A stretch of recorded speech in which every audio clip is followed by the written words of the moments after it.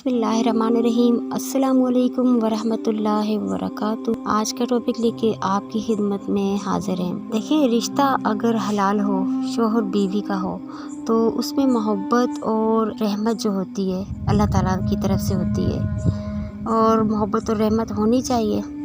लेकिन जब दिलों में सुकून ना रहे, बात बात पे नाराज़गी हो, तो ये चीज़ इंसान को ना तोड़ के रख दे। कुरान में अल्लाह ने फरमाया वजअलना बैनकुम मवद्दतन व रहमा, और उनसे तुम्हारे दरमियान मोहब्बत और रहमत डाल। तो ये जो रिश्ता है इसमें मोहब्बत अल्लाह डालता है, और अगर कम हो गई है तो वापस मांगनी पड़ेगी, लेकिन किससे? अल्लाह से। इसके लिए आप सूरह यासीन का एक अमल करेंगे, लेकिन उससे पहले चंद पॉइंट हैं जो आपको नोट करने होंगे। मेन जो पॉइंट हैं वो ये होंगे कि सबसे पहले आप अपने ऊपर भी गौर करें कि आप हमेशा यही बीवियां चाहती हैं कि शोहर जो है उनसे मोहब्बत करें, लेकिन बीवियां क्या शोहरों से इतनी मोहब्बत करती हैं? तो पॉइंट नंबर 1 ये होगा हमारा कि आप खुद पे भी गौर करें कि आप ऐसा काम ना करें जो आपके शोहर को नाराज़ करता है।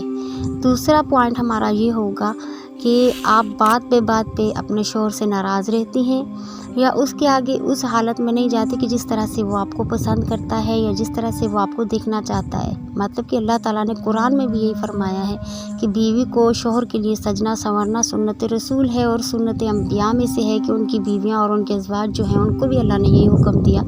और ये जो काम औरत करती है कि औरत अपने शोहर के लिए सजती संवरती है, तो यकीनन ये अल्लाह ताला की तरफ से एक सवाब का काम है।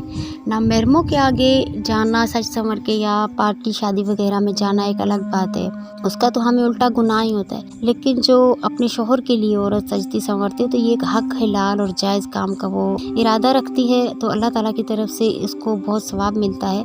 तो पॉइंट नंबर 2 ये है कि आप उसके सामने हमेशा फ्रेश रहा करें। पॉइंट नंबर 3 जो है वो हमें नोट करना है कि आप कभी भी अपने शोहर के मुँह पे उसकी अगर कितनी भी आप नाराज़ हों, उससे गिले शिकवे ना करें कि आपने ये किया था, आपने वो किया था, ये नहीं किया, वो नहीं किया। तो ये एक तो गुनाह भी है और सुन्नत रसूल के मुताबिक भी नहीं है। दीन इस्लाम से भी वो औरत खारिज हो जाती है कि जो हर वक्त अपने शोहर से गिले शिकवे करती रहती है। तो हमें ये पॉइंट नोट करने हैं। अब अमल की तरफ चलते हैं। तो इसके लिए सूरह यासीन का एक मोतबर वजीफ़ा है, अमल है। अल्लाह ताला ने सूरह यासीन को जो है वो कुरान का दिल करार दिया है। तो दिल वो चीज़ होती है जिस पे ज़िंदगी मुनसर होती है। अगर यकीन के साथ पढ़ेंगे तो अल्लाह ताला की तरफ से बहुत जल्दी इंशाल्लाह आप इस वजीफ़ा का असर देखेंगे।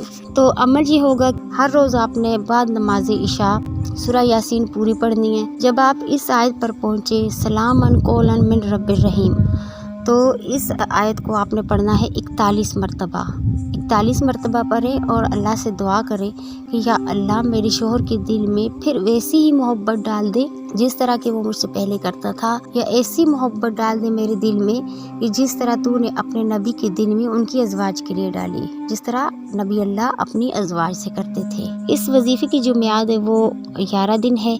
11 दिन तो मुसलसल करें आप बाद नमाज इशा। लेकिन अगर आप देखती हैं कि असर कम हो रहा है तो आप इस वजीफ़े को खुलूस नियत के साथ 21 दिन तक जारी रखें। इंशाअल्लाह अज़ीज़ आपको इस वजीफ़े का असर ज़रूर नज़र आएगा, इस अमल का असर ज़रूर नज़र आएगा। और ये वो आयतें कि जो अल्लाह ताला ने अपने फरिश्तों को कहनी है, सलामन कौलन मिन रब्बिर रहीम। ये वो आयतें जो अल्लाह ताला नेक बंदों को जन्नत में दाखिल करते हुए फरमाएगा कि आज तुम पर सलाम है। तो अल्लाह ताला ने इसका दुनिया में भी बहुत ज़्यादा असर रखा है कि जब हमारे अंदर झगड़े, फिसाद, लड़ाइयाँ या दुश्मनियाँ पैदा होने लगे तो हमें चाहिए कि हम इस आयत का ज़्यादा से ज़्यादा विर्द करें। अमाल का दारोमदार जो है वो नीयतों पर है, तो नीयत को खालिस करते हुए ये अमल करेंगे तो इंशाल्लाह इसका असर आप ज़रूर देखेंगे। मोहम्मद वाले मोहम्मद के सदक़े में हम सबको अपनी हिफ्ज़ व मान में रखें। आज के लिए इतना ही। आइंदा का टॉपिक लेके आपकी खिदमत में फिर हाजिर होंगे। तब तक के लिए अल्लाह हाफिज़।